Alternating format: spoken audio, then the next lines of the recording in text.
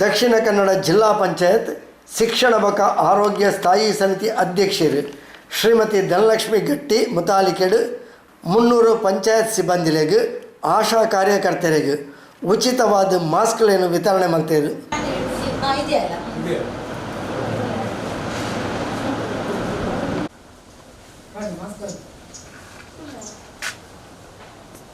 Thank you. ಅಲ್ಲ ಪಂಚಾಯತ್ ಬಂದು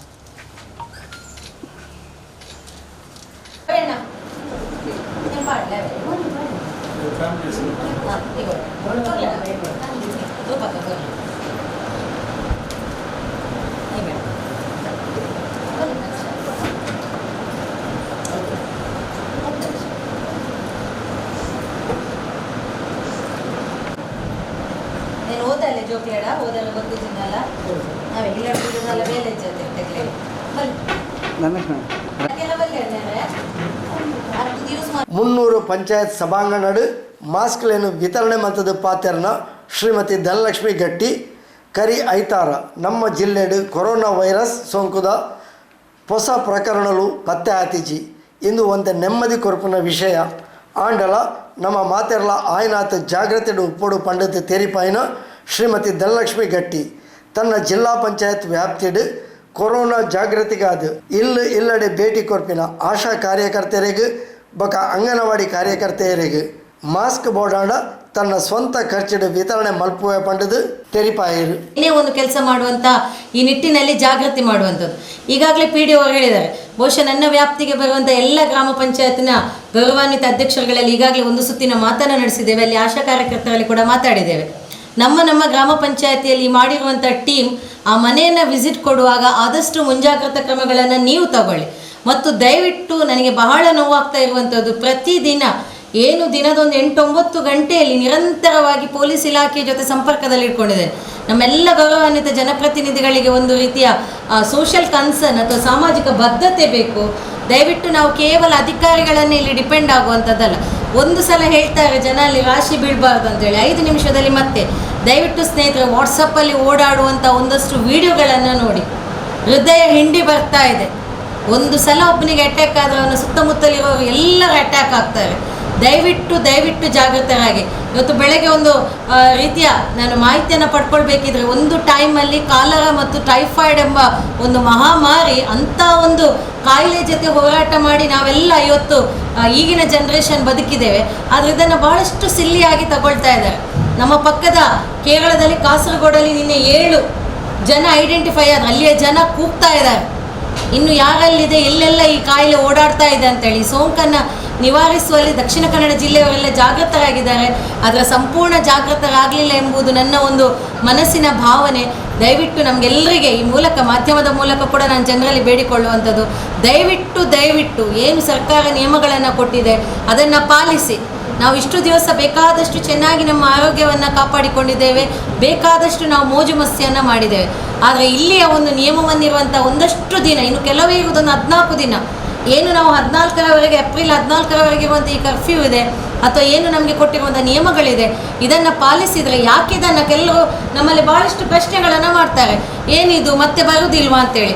ಖಂಡಿತ ಇಲ್ಲ. ಯಾಕಂತೇಳಿದರೆ ಇದರ ಜೀವಿತಾವಧಿ 14 ದಿವಸಗಳಲ್ಲೇ ಕೊರೋನಾ ಒಬ್ಬ ಸೋಂಕು ಅಥವಾ ವೈರಸ್ ಅವನ ಬಾಡಿಯಲ್ಲಿದ್ದರೆ ಅದು ಇಂಪ್ಲಿಮೆಂಟ್ ಆಗಿ ಅದು ಹೊರಗಡೆ ಬೀಳಲಿಕ್ಕೆ, ಆ ಸೋಂಕು ಹೊರಗಡೆ ಬೀಳಿ ಅವನಲ್ಲಿ ರೋಗ ಲಕ್ಷಣಗಳು ಕಾಣಲಿಕ್ಕೆ ಇಷ್ಟು ದಿನಗಳು ಅವನಿಗೆ ಬೇಕಾದದ್ದು. ಅಂಥ ಸಂದರ್ಭದಲ್ಲಿ ಯಾಕೆ ಈ ನಿಯಮವನ್ನು ಸರ್ಕಾರ ಮಾಡಿದೆ ಅಂತ ಹೇಳಿದರೆ, ಈ ಸಂದರ್ಭದಲ್ಲಿ ಅವನು ಯಾವ ಪೆಟ್ಟಿಗೆ ಒಳಗಡೆ ಇದ್ದರೂ ಕೂಡ ಅವನನ್ನು ಎಷ್ಟು ಪ್ರೊಟೆಕ್ಟ್ ಮಾಡಿದರೂ ಕೂಡ ಈ ಸೋಂಕು ಅವನಿಂದ ಹೊರಗಡೆ ಬಿದ್ದೇ ಬೀಳ್ತದೆ. ಆದರೆ ಆ ಸಂದರ್ಭದಲ್ಲಿ ಇದ್ದವರು ಚೆನ್ನಾಗಿರಲಿ ಎಂಬ ಉದ್ದೇಶಕ್ಕಾಗಿ ಇವತ್ತು ಈ ನಿಯಮಗಳನ್ನು ಮಾಡಿದೆ. ಅದರ ಜೊತೆಯಲ್ಲಿ ನನಗೆ ಗೊತ್ತಿದೆ, ಭಾಳಷ್ಟು ನೋವಿದೆ. ಮತ್ತೆ ಕೂಡ ಈ ಸೋಂಕನ್ನು ನಿವಾರಿಸುವಲ್ಲಿ ನಿಮ್ಮಂಥ ಮತ್ತು ನಮ್ಮಂಥ ಕಾರ್ಯಕರ್ತರು ಕೆಲಸ ಮಾಡುವಾಗ ನಮಗೆ ಪ್ರೊಟೆಕ್ಷನ್ ಇಲ್ಲ. ಯಾಕಂತೇಳಿದರೆ ಇವತ್ತು ಜಿಲ್ಲಾಡಳಿತದಲ್ಲಿ ಕೂಡ ಮಾಸ್ಕ್ ಬಗ್ಗೆ ಬಹುಶಃ ನಾನು ಈ ಸಂದರ್ಭದಲ್ಲಿ ಡಾಕ್ಟರ್ ಸುಧಾಮೂರ್ತಿ ಅವರಿಗೆ ನನ್ನ ಮನದಾಳದ ಅಭಿನಂದನೆಯನ್ನು ಸಲ್ಲಿಸ್ತೇನೆ. ನನ್ನೆಲ್ಲ ಜನತೆಯ ಪರವಾಗಿ ನಮ್ಮ ಜೊತೆ ಕೈ ಜೋಡಿಸಿದ್ದಾರೆ. ಈಗಾಗಲೇ ಮಂಗಳೂರಿಗೆ ಸುಮಾರು ಮಾಸ್ಕ್ಗಳು ಮತ್ತು ಸ್ಯಾನಿಟೈಸೇಷನ್ ಬೇಕಾದಂಥ ಏನು ಪ್ರಾಡಕ್ಟ್ಸ್ ಇದೆ ಅದು ನಿನ್ನೆ ತಾನೇ ಮಂಗಳೂರಿಗೆ ಬರುವಂಥ ಸೂಚನೆ ಸಿಕ್ಕಿದೆ. DHO ಇನ್ನೂ ಅದನ್ನು ಕಂಪ್ಲೀಷನ್ ರಿಪೋರ್ಟ್ ನಾನು ತಗೊಳ್ಬೇಕಷ್ಟೇ. ಅಂಥ ಸಂದರ್ಭದಲ್ಲಿ ಲೋಕಲ್ ಆಗಿರೋರು, ಯಾಕಂದರೆ ನಾನು ಭಾಳಷ್ಟು ಕಡೆ ಈಗ ಇನ್ನೊಂದು ವಿಚಾರ ಅಂತ ಹೇಳಿದರೆ, ಈ ಸಂದರ್ಭದಲ್ಲಿ ಮನೆಯಲ್ಲೇ ಕೂತ್ಕೊಂಡಿರೋರಿಗೆ ಮಾಸ್ಕ್ ಅಂತ ಹೇಳುವಾಗ ನಾನು ಈಗಾಗಲೇ ಬರುವಾಗ ಕೆಲವರಲ್ಲಿ ಕೇಳಿದೆ. ಕೆಲವರು ಹೇಳಿದರು ನಾವು 35 ರೂಪಾಯಿ ಕೊಟ್ಟೆವು, 40 ರೂಪಾಯಿ ಕೊಟ್ಟೆವು, ಎಲ್ಲ ಏನು ಅದರ ವ್ಯಾಲ್ಯೂ ಮೇಲೆ ಬೇಸ್ ಆಗಿರುತ್ತೆ. ದಯವಿಟ್ಟು ನನ್ನ ಅಕ್ಕಂದಿರಲ್ಲಿ ಅಣ್ಣಂದಿರಲ್ಲಿ ಇನ್ನೊಂದು ವಿನಂತಿ, ಈ ಸಂದರ್ಭದಲ್ಲಿ ಮನೆಯಲ್ಲಿ ಕೂತ್ಕೊಂಡು ಬೋರ್ ಆಗ್ತದೆ, ಏನು ಮಾಡಲಿಕ್ಕೆ ಅಂತ ಇಲ್ಲ ಅಂತೇಳಿ ನೆಗೆಟಿವ್ ಥಿಂಗ್ಸನ್ನು ತಗೊಳ್ಬೇಡಿ.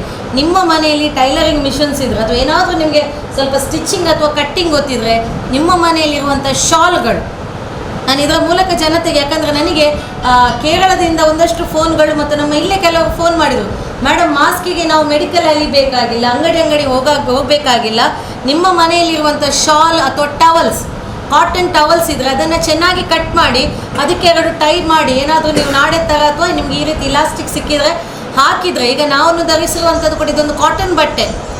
ಸೊ ಇದು ನನಗೇನೋ ನಮ್ಮ ಗೆಳತಿ ನನಗೆ ಕೊಟ್ಟು, ಅವರೊಬ್ಬರು ಬ್ಯಾಂಕ್ ಎಂಪ್ಲಾಯ್ ಆಗಿ ಅವರ ಸಮಯವನ್ನು ಉಪಯೋಗಿಸ್ಕೊಂಡು ಒಂದಷ್ಟು ಜನರಿಗೆ ನಾವು ಟೀಮ್ ಮಾಡ್ತಾ ಇದ್ದೇವೆ. ಸೊ ಇದು ನಿಮಗೆ ಸ್ವಉದ್ಯೋಗ ಕೂಡ ಆಗುತ್ತೆ. ಮನೆಯಲ್ಲೇ ಕೂತ್ಕೊಂಡು ಸುಮಾರು 20 ರಿಂದ 30 ರೂಪಾಯಿ ಸಂಪಾದನೆ ಮಾಡಲಿಕ್ಕೂ ಕೂಡ ಸಾಧ್ಯ.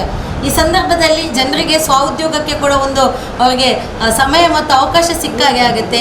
ದಯವಿಟ್ಟು ಮಾಸ್ಕ್ ಇಲ್ಲ ಹೊರಗಡೆ ಬಂದು ಇನ್ನೊಬ್ಬರಿಗೆ ಅಥವಾ ಇನ್ನೊಬ್ಬರಿಂದ ಸೋಂಕನ್ನು ತೆಗೆದುಕೊಳ್ಳೋರ ಬದಲು ನಿಮ್ಮನ್ನು ನೀವು ರಕ್ಷಣೆ ಮಾಡುವಂಥ ಕೆಲಸವನ್ನು ಮಾಡಿ ಅಂತ ಹೇಳ್ತಾ, ಅಂಚನೆ ತಂಕಲ್ನ ತೊಕ್ಕೋಟು ಕುತ್ತಾರು ಪರಿಸರದ ಅಂಗಡಿಲೆಗೆ ಪೋದು ಸಾಮಾಜಿಕ ಅಂತರ ಕಾತೊನ್ನ ಬಗೆಟ್ ಎಚ್ಚರಿಕೆದ ಮಾಹಿತಿಲ ಕೊರಿಯರು. ಈಗಾಗಲೇ ಸರ್ಕಾರ ಮಾನ್ಯ ಉಸ್ತುವಾರಿ ಸಚಿವರು ನಿನ್ನೆ ತಾನೇ ಒಂದು ಹೇಳಿಕೆಯನ್ನು ಕೊಟ್ಟಿದ್ದಾರೆ. ಏಪ್ರಿಲ್ 1ರ ನಂತರ ಯಾರು ಬಡತನ ರೇಖೆಗಿಂತ BPL ಕುಟುಂಬಗಳಿಗೆ 2 ತಿಂಗಳ ರಾಷನನ್ನು ಒಟ್ಟಿಗೆ ಕೊಡ್ತಾ ಇದ್ದಾರೆ. ಸೊ ಅದರ ಏನು ನಿಯಮಗಳಿವೆ ಅದನ್ನು ನಾವು ಪಾಲಿಸಬೇಕು. ಯಾರಾದರೂ ಮನೆಯಿಂದ ಒಬ್ಬರು ಆ ರೇಷನ್ ಕಾರ್ಡನ್ನು ಮತ್ತು ಅದಕ್ಕೆ ಲಿಂಕ್ ಆಗಿರೋ ಫೋನ್ ನಂಬರನ್ನು, ಮೊಬೈಲ್ ನಂಬರನ್ನು ಇಟ್ಕೊಂಡು ಅಲ್ಲಿ ಬರಬೇಕಾಗ್ತದೆ. ಅಂಥವರಿಗೆ 2 ತಿಂಗಳ ರಾಷನ್ ಸಿಗ್ತದೆ. ಅದು ಅಂತ್ಯೋದಯ ಕಾರ್ಡ್ ಇರ್ಬೋದು ಮತ್ತು BPL ಮತ್ತು APL ಕಾರ್ಡಿನವರಿಗೆ ಕೂಡ ಸುಮಾರು 15 ರೂಪಾಯಿ ವೆಚ್ಚದಲ್ಲಿ ಒಂದು ಅಕ್ಕಿ ಕೊಡುವಂಥ ಒಂದು ಕಾರ್ಯಕ್ರಮ ಕೂಡ ನಡೀತಾ ಇದೆ. ಇದಕ್ಕೆಲ್ಲ ಒಂದಷ್ಟು ನಿಯಮಗಳಿದೆ, ಅದನ್ನು ಪಾಲಿಸಿ. ಮತ್ತು ಉಸ್ತುವಾರಿ ಸಚಿವರು ಹೇಳಿದ ಹೇಳಿಕೆ ಪ್ರಕಾರ ನಾಳೆಯಿಂದ ಬೆಳಿಗ್ಗೆ 6ರಿಂದ ಸುಮಾರು 3 ಗಂಟೆ ತನಕ ಅಂಗಡಿಗಳು ಮತ್ತು ನಮಗೆ ಬೇಕಾದಂಥ ದಿನಬಳಕೆ ವಸ್ತುಗಳ ಶಾಪ್ಸ್ ಓಪನ್ ಆಗಿರುತ್ತೆ. ಆದರೆ ಮತ್ತೊಮ್ಮೆ ವಿನಂತಿ, ಒಂದೇ ಸಲ ರಾಸಿ ಬಿದ್ದು ಅಲ್ಲಿ ಹೋಗಿ ನಿಮ್ಮನ್ನು ನೀವು ಮತ್ತೊಂದು ಸಮಸ್ಯೆಗೆ ಸಿಲುಕಾಕೊಳ್ಬೇಡಿ. 1 ಮೀಟರ್ ಕನಿಷ್ಠ ಯಾರು ಕೂಡ, ನಾವು ಕೂಡ ಅಷ್ಟೇ, 1 ಮೀಟರ್ ಅಂತರದಲ್ಲಿ ಇದ್ಕೊಂಡು ಕಮ್ಯುನಿಕೇಟ್ ಮಾಡಿ, ಟಚ್ ಮಾಡಿದಿರ್ಬೋದು. ಸ್ಯಾನಿಟೈಸೇಷನ್ ಎಲ್ಲ ಕಡೆ ಅದು ಕೂಡ ತುಂಬ ಕಾಸ್ಟ್ಲಿ ಅಂತ ಒಂದು ಡೆಟಾಲ್ ಸೋಪ್ ಅಥವಾ ಏನಾದರೂ ನೀವು ಅಲ್ಲಿ ಸ್ವಚ್ಛವಾದ ನೀರು ಸಿಕ್ಕಿದರೆ ಚೆನ್ನಾಗಿ ತಮ್ಮ ಕೈಗಳನ್ನು ತೊಳ್ಕೊಂಡ್ರೆ ಕೂಡ ಯು ಹ್ಯಾವ್ ಸೇಫ್. ಸೊ ಇದನ್ನೆಲ್ಲ ನಿಯಮಗಳನ್ನು ಪಾಲಿಸಿ ಅಂತ ಹೇಳ್ತಾ, ಈಗಾಗಲೇ ನಾನು ಅಭಿನಂದನೆಯನ್ನು ಸಲ್ಲಿಸ್ತೇನೆ ನನ್ನ ಜೊತೆ ಮತ್ತು ಈ ಒಂದು ಕೆಲಸದಲ್ಲಿ ಸಹೃದಯ ಬಂಧುಗಳು. ನಮಗೆ ಮೊನ್ನೆ ತಾನೇ ಸನ್ಮಾನ್ಯ ರವೀಂದ್ರ ಶೆಟ್ಟಿ ಉಳಿದೊಟ್ಟವರು ಸುಮಾರು 1 ಕ್ವಿಂಟಾಲ್ ಅಕ್ಕಿ ಮತ್ತು ಅವರಿಗೆ ಬೇಕಾದಂಥ ದಿನಬಳಕೆ ವಸ್ತುಗಳನ್ನು ಒಂದು 20 ಫ್ಯಾಮಿಲಿ ಕೊಟ್ಟಿದ್ದಾರೆ. ಅದರ ಒಂದು ಮೂಲವ ಏನು, ಈಗ ಎಲ್ಲ ಕಡೆಯಿಂದ ಸ್ಪಾನ್ಸರ್ಗಳು ಬರ್ತಾ ಇದ್ದಾರೆ, ಆದರೆ ನಮಗೆ ಸ್ಟಾಕ್ ಸಿಗ್ತಾ ಇಲ್ಲ. ಆದ್ದರಿಂದ ಇವತ್ತು ಗ್ರಾಮ ಪಂಚಾಯತಿಯಿಂದ ಕೂಡ ಈಗಾಗಲೇ PDO ಹೇಳಿದಾಗೆ ಒಳ್ಳೆಯ ಒಂದು ವಿಚಾರವನ್ನು, ತುಂಬ ಬಡತನದಲ್ಲಿ ದಯವಿಟ್ಟು ಇದನ್ನು ಕೂಡ ಅಡ್ವಾಂಟೇಜ್ ತಗೊಳ್ಬೇಡಿ. ನಮಗೆ ಗೊತ್ತಿದೆ ಏನಾದರೂ ಒಂದು ಸಿಗ್ತದೆ ಅಂತ ಹೇಳಿದ ಕೂಡಲೇ ನಾವೆಲ್ಲ ಮಾಡುವಂಥದ್ದು, ಮನೆಯಲ್ಲಿ ಇದ್ದರೂ ಕೂಡ ಇಲ್ಲ ಅಂತ ಹೇಳುವಂಥ ಪರಿಸ್ಥಿತಿ. ಆದರೆ ಇದು ಬೇರೆ ವಿಚಾರದಾಗೆಲ್ಲ ನಾವು ಬಡವರು ಅಥವಾ ಮಧ್ಯಮ ವರ್ಗದವರು ಒಪ್ಪಿಕೊಳ್ತೇವೆ.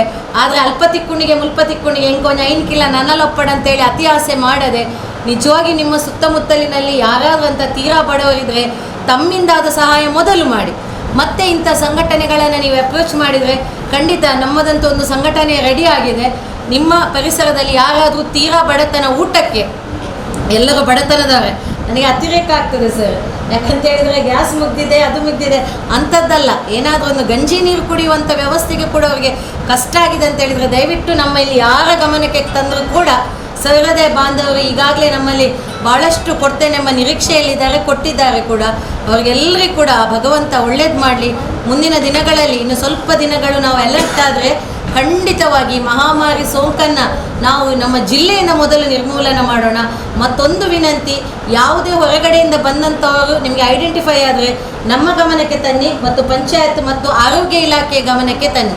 ಅದು ಫಾರಿನಿಂದ ಆಗಿರ್ಬೋದು, ಬ್ಯಾಂಗ್ಳೂರಿಂದ ಆಗಿರ್ಬೋದು. ನಮಗೀಗ ಮಾಹಿತಿಗಳು ಬರ್ತಾ ಇದೆ, ಕೆಲವರೆಲ್ಲ ಒಳಗಡೆ ಎಲ್ಲ ಅಲ್ಲಿಂದ ಇಲ್ಲಿಂದ ಎಲ್ಲ ಬರುವಂಥ ಪ್ರಯಾಸಗಳನ್ನು ಮಾಡ್ತಾ ಇದ್ದಾರೆ ಅಂತೇಳಿ. ಯಾರು ಬಂದರೂ ಕೂಡ ಅವರಲ್ಲಿ ಸಿಂಪ್ಟಮ್ಸ್ ನಿಮಗೆ ಗೊತ್ತಿರಲಿ, ಕೊರೋನಾ ಒಂದೇ ರೀತಿ ಅಟ್ಯಾಕ್ ಆಗೋದಿಲ್ಲ. ಈಗ ನಾವು ವಾಟ್ಸಪ್ಪಲ್ಲಿ ನೋಡುವಂಥದ್ದೆಲ್ಲ ಅದು ಹೈ ಲೆವೆಲಲ್ಲಿ, ಅಂದರೆ ಕೊನೆಯ ಘಟ್ಟದಲ್ಲಿರುವಂಥ ಒಂದಷ್ಟು ವ್ಯಕ್ತಿಗಳನ್ನು ತೋರಿಸ್ತಾ ಇದ್ದಾರೆ. ಸ್ಟಾರ್ಟಿಂಗ್ ಸ್ಟೇಜಲ್ಲಿ 4 ಡೇಸಲ್ಲಿ ಭಾಳ ಕೂಲ್ ಆಗಿರುತ್ತೆ, ಮತ್ತು ಅವನಲ್ಲಿ ಸಿಂಪ್ಟಮ್ಸ್ ಕ್ರಿಯೇಟ್ ಆಗುವಂಥದ್ದು. ಸೊ ದಯವಿಟ್ಟು ನಮ್ಮ ಎಲ್ಲ ಜನತೆಯಲ್ಲಿ ನಾವು ಬೇಡಿಕೆ ಅಥವಾ ನಾನು ಅವರಲ್ಲಿ ಕೇಳ್ಕೊಳ್ಳೋದು ಒಂದೇ, ದಯವಿಟ್ಟು ಮಹಾಮಾರಿ ಕೊರೋನಾವನ್ನು ಓಡಿಸೋಣ, ಅಳಿದುಳಿದರೆ ಇತಿಹಾಸವನ್ನು ಸೃಷ್ಟಿಸೋಣ. ಮತ್ತು ನಾವು ನಮ್ಮ ಮಕ್ಕಳಿಗೆ ಅಥವಾ ನಮ್ಮ ಮಕ್ಕಳು ಅವರ ಮಕ್ಕಳಿಗೆ ಕತೆ ಹೇಳುವಂಥ ಪರಿಸ್ಥಿತಿ ಆಗಿಬಿಟ್ಟಿದೆ. ನಮ್ಮ ಇತಿಹಾಸದಲ್ಲಿ ನಮ್ಮ ಹಿಂದಿನ ಜನ್ರೇಷನ್ ಇದನ್ನೆಲ್ಲ ನೋಡಲಿಲ್ವೋ ಏನೋ, ಆದರೆ ನಮಗೆ ಇಂಥ ಒಂದು ದೌರ್ಭಾಗ್ಯ ಸಿಕ್ಕಿದೆ. ಕೊರೋನಾದಂಥ ಇವತ್ತು ಜಾತಿ ಪಂಥ ರಾಜಕೀಯವನ್ನು ಎಲ್ಲವನ್ನು ಬದಿಗೆ ಇಟ್ಟು ದಯವಿಟ್ಟು ಕೊರೋನಾ ಮಹಾಮಾರಿಯನ್ನು ನಮ್ಮ 300 ಗ್ರಾಮ ಪಂಚಾಯತ್ ವ್ಯಾಪ್ತಿ ಇರ್ಬೋದು.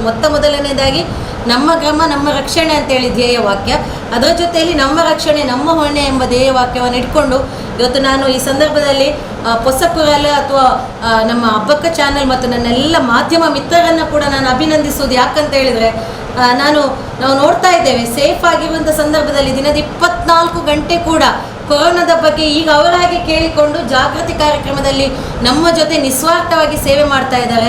ಅದರಲ್ಲಿ ವಿಶೇಷವಾಗಿ ನಾನು ವಿದ್ಯಾಧರ್ಮದ ಅವರ ಇಡೀ ಬಳಗವನ್ನು ನಾನು ಈ ಸಂದರ್ಭದಲ್ಲಿ ಅಭಿನಂದಿಸ್ತೇನೆ. ಯಾಕಂತ ಹೇಳಿದರೆ ವಿದ್ಯಾರ್ಣ ಇಲ್ಲಿ ಎಲ್ಲೆಲ್ಲೇ ಸುತ್ತಮುತ್ತಲಲ್ಲಿ ಅವರಿಗೇನು ಸಿಗ್ತದೆ ಅದನ್ನು ಬಿಟ್ಟು ನನ್ನನ್ನು ಸಂಪರ್ಕಿಸ್ತಾ ಇದ್ದಾರೆ. ಅಕ್ಕ ಎಲ್ಲಿಯಾದರೂ ಇದ್ದರೆ ಹೇಳಿ, ನಾವು ಕೂಡ ನಿಮ್ಮ ಜೊತೆ ಕೈ ಜೋಡಿಸ್ತೇವೆ ಅಂತೇಳಿ. ಇಂಥ ಸಂದರ್ಭದಲ್ಲಿ ಇವತ್ತು ಎಲ್ಲರೂ ಕೂಡ ನಮ್ಮ ಜೊತೆ ಕೈ ಜೋಡಿಸ್ತಾ ಇದ್ದಾರೆ. ಸ್ನೇಹಿತರೆ, ನಾವು ಜಾಗೃತರಾಗೋಣ. ಅಂಥ ಸಮಸ್ಯೆಗಳಿದ್ದರೆ ದಯವಿಟ್ಟು ಹೆದರದೆ, ಇನ್ನೂ ಕೆಲವೊಂದು ನಮಗೆ ಸಂದರ್ಭ, ಈಗಾಗಲೇ ಸುನೀತಾ ನನ್ನ ಜೊತೆ ಇದ್ದಾರೆ. ನಮ್ಮ ಗ್ರಾಮ ಸಭಾ ಹತ್ರದಲ್ಲಿ ಮೊನ್ನೆ ತಾನೇ ನಮಗೆ ಒಂದು ಬಂದಿರುವಂಥದ್ದು, ವಿನಾಕಾರಣ ಯಾರಿಗಾದರೂ ಫಾರಿನ್ ಕಂಟ್ರೀಸಿಂದ ಅಥವಾ ಎಲ್ಲೋ ಒಂದು ಆ ಊರಿಂದ ಬಂದು ಸ್ಟ್ಯಾಂಪಿಂಗ್ ಆಗಿರ್ತದೆ ಅಂಥವ್ರಿಗಾಗಲೇ PDO ಹೇಳಿದ್ರು 14 ದಿವಸ ಕಡ್ಡಾಯವಾಗಿ ಒಳಗಡೆ ಕೂತ್ಕೊಳ್ಬೇಕಂತೇಳಿ. ಅಪ್ಪಿತಪ್ಪಿ ಎಲ್ಲಿಯಾದರೂ ನೋಡಿದರೆ ನಿಮಗೂ ಹಕ್ಕಿದೆ. ಅವ್ರು ಕೇಳಿಲ್ಲ ಅಂತ ಹೇಳಿದರೆ ಇಮಿಡಿಯೇಟ್ ಪೊಲೀಸ್ ಇಲಾಖೆಗೆ ಫೋನ್ ಮಾಡಿ, ಅದು ಕೇಳದಿದ್ರೆ ಹೇಳಿ ಅವರನ್ನು ನಾನೇ ಆ್ಯಂಬುಲೆನ್ಸಲ್ಲಿ ಹಾಕ್ಕೊಂಡು ತಗೊಂಡೋಗುವಂಥದ್ದು ಮೊನ್ನೆ ಒಂದು ಕೇಸ್ ಆಗಿದೆ. ಆದರೆ ನಮಗೆ ಅಂಥ ಸಂದರ್ಭದಲ್ಲಿ ನಾವು ಗಮನಕ್ಕೆ ತಗೊಂಡದ್ದು ಒಂದು ಅಂಥ ಮನೆ ನಿಮ್ಮ ಪರಿಸರದಲ್ಲಿದೆ ಅಂತ ಹೇಳಿ ಅದರ ಬಗ್ಗೆ ಒಂದು ಮೂಢನಂಬಿಕೆಯನ್ನು ಇಟ್ಕೊಂಡು ಅಥವಾ ಸರಿಯಾದ ಮಾಹಿತಿಯನ್ನು ಪಡೆಯದೆ ಮನೆ ಬಿಟ್ಟು ಹೋಗುವಂಥ ಪರಿಸ್ಥಿತಿಯನ್ನು ಮಾಡಿ ಆ ಮನೆಯವರಿಗೆ ನೋವನ್ನು ಕೊಡಬೇಡಿ. ಯಾಕಂತ ಹೇಳಿದರೆ ಎಲ್ಲಿಯಾದರೂ ಅವರಲ್ಲಿ ಸಿಂಪ್ಟಮ್ಸ್ ಇಲ್ಲದಿದ್ದರೂ ಅವ್ರು ಎಲ್ಲಿಯಾದರೂ ಬಂದು ಹೆದರಿ ಅವರು ಭಯಪಟ್ಟು ಜೀವನ ತೆಗಿತಾ ಇರ್ತಾರೆ. ಅದರ ಜೊತೆಯಲ್ಲಿ ಆ ನೆರೆಕರಿಯವರೆಲ್ಲ ಟಾರ್ಚರ್ ಮಾಡುವಂಥದ್ದು, ಅಕ್ಲೆಲ್ಲ ಬೈದೇರು ಉಂಡದಾನ ಅಂತ. ನಾನು ಅದಕ್ಕೆ ನನಗೆ ಬರುವಂಥ 11-12 ಗಂಟೆ ರಾತ್ರಿ ತನಕ ಕಾಲ್ ಬರೋ ಹೇಳೋದು, ಈಗೆಲ್ಲ ನಮ್ಮ ಸಮುದಾಯದವರು MBBS ಮಾಡಿಬಿಟ್ಟಿದ್ದಾರೆ ಅಂತೇಳಿ. ನಾವು ಡಾಕ್ಟರ್ಸ್ ಅಲ್ಲ, ಕೇವಲ ಕೊರೋನಾ ಇದೆ ಅಂತೇಳಿ ಐಡೆಂಟಿಫೈ ಆಗೋ ನಮ್ಮ ಜಿಲ್ಲೆಯಲ್ಲಿ ವ್ಯವಸ್ಥೆ ಇಲ್ಲ. ಏನು ಅವರ ಗಂಟಲಿನ ಸ್ರಾವ ಇದೆ, ಅದನ್ನು ಹಾಸನ ಲ್ಯಾಬೊರೇಟ್ರಿಗೆ ಹೋಗಿ ವಿದಿನ್ 10 hours ಒಳಗಡೆ ಮಾನ್ಯ ನಮ್ಮ DHO ಮತ್ತು ಅವರ ತಂಡ ಭಾಳ ಒಳ್ಳೆ ಕೆಲಸ ಮಾಡ್ತಾ ಇದೆ. ಇಮ್ಮಿಡಿಯೇಟ್ ನಮಗೆ ರಿಪೋರ್ಟ್ಸನ್ನು ಕೊಡ್ತಾ ಇದೆ. ಸೊ ಅಲ್ಲಿ ಹೋಗಿ ಅಲ್ಲಿ ಐಡೆಂಟಿಫೈ ಆದರೆ ಮಾತ್ರ ಅವರು ಕೊರೋನಾ ಇನ್ಫೆಕ್ಟೆಡ್, ಮತ್ತೆಲ್ಲರೂ ಸಸ್ಪೆಕ್ಟೆಡ್. ಈಗಾಗಲೇ 182 ನಮ್ಮ ದಕ್ಷಿಣ ಕನ್ನಡ ಜಿಲ್ಲೆಯ 182 ಕೇಸ್ಗಳಲ್ಲಿ 161 ಸಸ್ಪೆಕ್ಟೆಡಲ್ಲಿತ್ತು, ಕೇವಲ ಐಡೆಂಟಿಫೈ ಆಗಿರುವಂಥದ್ದು. ಇನ್ನು ಇವತ್ತಿನವರೆಗೆ ನನಗೆ ಬಂದ ವರದಿಯ ಪ್ರಕಾರ ಕೇವಲ 14 ಕೇಸಸ್ಗಳ ರಿಪೋರ್ಟ್ ಮಾತ್ರ ಅಲ್ವಾ ಬಾಕಿ ಇದೆ. ಅಲ್ಲ, ಅದು ಜಿಲ್ಲೆದು ಹೇಳಿದ್ದು ನಾನು. ಜಿಲ್ಲೆಯಲ್ಲಿ ಇದೆಲ್ಲ ಸಸ್ಪೆಕ್ಟೆಡ್. ಕಾಲಿನ್ನು 14 ಬಹುಶಃ ಸಂಜೆ ಒಳಗಡೆ ಖಂಡಿತ ಆ ವರದಿ ನನಗೆ ಮಾನ್ಯ ಜಿಲ್ಲಾಧಿಕಾರಿಗಳು ಮತ್ತು ವೈದ್ಯರಿಂದ ಸಿಗುತ್ತೆ ಅಂತ ಹೇಳ್ತಾ, ಈ ನಿಟ್ಟಿನಲ್ಲಿ ಇಂಥ ಒಂದು ಏನು ಸಂದಿಗ್ಧ ಪರಿಸ್ಥಿತಿಯಲ್ಲಿ ಕೂಡ ಎಲ್ಲವನ್ನು ಮರೆತು ನಮ್ಮ ಗ್ರಾಮದ ಜನತೆಯ ಕೆಲಸಕ್ಕೋಸ್ಕರ ಇಂಥ ಒಂದು ಟೀಮ್ ಮಾಡಿಕೊಂಡು ರಿಸ್ಕನ್ನು ತಗೊಂಡು ನಿಮ್ಮ ಜೀವನವನ್ನು ಪಣವಾಗಿಟ್ಟು ಇಂಥ ಸೇವೆಗೆ ನೀವು ಬಂದಿದ್ದೀರಾ. ನಮ್ಮ ಜೊತೆ ಕೈ ಜೋಡಿಸುವಂಥ ಎಲ್ಲ ಸಂಘಟಕರಿಗೆ ಮತ್ತು ನನ್ನೆಲ್ಲ ಸನ್ಮಿತ್ರರಿಗೆ ಕೂಡ ಈ ಸಂದರ್ಭದಲ್ಲಿ ಮನದಾಳದ ಅಭಿನಂದನೆಗಳನ್ನು ಮತ್ತು ಜಾಗೃತರಾಗಿರಿ ಎಂಬ ಸಂದೇಶವನ್ನು ನಾನು ಈ ಮೂಲಕ ಕೊಡುತ್ತಾ, ಬಹುಶಃ ಹೆಚ್ಚೇನಿಲ್ಲ ನನಗೆ ಸಿಕ್ಕಿರುವಂಥ ಸ್ವಲ್ಪ ಇದರಲ್ಲಿ ನೀವು ಕೆಲಸ ಮಾಡ್ತಿರುವಂಥವ್ರಿಗೆ ಒಂದು ಮಾಸ್ಕನ್ನು ಕೊಡಬೇಕು ಅಂತೇಳಿ ಭಾಳಷ್ಟು ದಿನಗಳಿಂದ ಪ್ರಯತ್ನ ಪಡ್ತಾ ಇದ್ದೇವೆ. ನನ್ನ ಕ್ಷೇತ್ರಕ್ಕೆ ಬರುವಂಥ ಎಲ್ಲ ಆಶಕನವರಿಗೆ ಮತ್ತು ಅವರಿಗೆ ತೀರಾ ಏನಾದರೂ ಸಂದರ್ಭಗಳು ಸಮಸ್ಯೆಗಳಿದ್ದರೆ ನೇರವಾಗಿ ನಮ್ಮನ್ನು ಸಂಪರ್ಕಕ್ಕೆ ಬನ್ನಿ. ಖಂಡಿತವಾಗಿಯೂ ಉದಾರ ದಾನಿಗಳಿದ್ದಾರೆ, ಅವರ ಮುಖಾಂತರ ಈ ಸಮಾಜವನ್ನು ಮತ್ತೊಮ್ಮೆ ಜಾಗೃತಗೊಳಿಸೋಣ ಅಂತ ಹೇಳ್ತಾ, ನಮ್ಮ ಟೀಮ್ ವರ್ಕ್ ಇವತ್ತಿನಿಂದ ಸ್ಟಾರ್ಟ್ ಆಗುವಂಥ ಈ ಟೀಮ್ ವರ್ಕ್ ಇಡೀ ಗ್ರಾಮಕ್ಕೆ ಒಂದು ಮಾದರಿಯಾಗಲಿ, ಉಳಿದ ಗ್ರಾಮಗಳು ಕೂಡ ನೋಡಿ ಆದಷ್ಟು ಬೇಗ ಅಲರ್ಟ್ ಆಗಲಿ ಎಂಬ ಸಂದೇಶದೊಂದಿಗೆ ಮತ್ತೊಮ್ಮೆ ನಮ್ಮ ರಕ್ಷಣೆ ನಮ್ಮ ಹೊಣೆ, ಕೊರೋನಾದಿಂದ ಮತ್ತೊಮ್ಮೆ ನಾವೆಲ್ಲರೂ ಕೂಡ ಜಾಗೃತರಾಗೋಣ ಎಂಬ ಸಂದೇಶದೊಂದಿಗೆ ಮಾತಿಂದ ವಿರಮಿಸ್ತಾ ಇದ್ದೇನೆ. ಸರ್ವೇ ಜನ ಸುಖಿನೋ ಭವಂತು.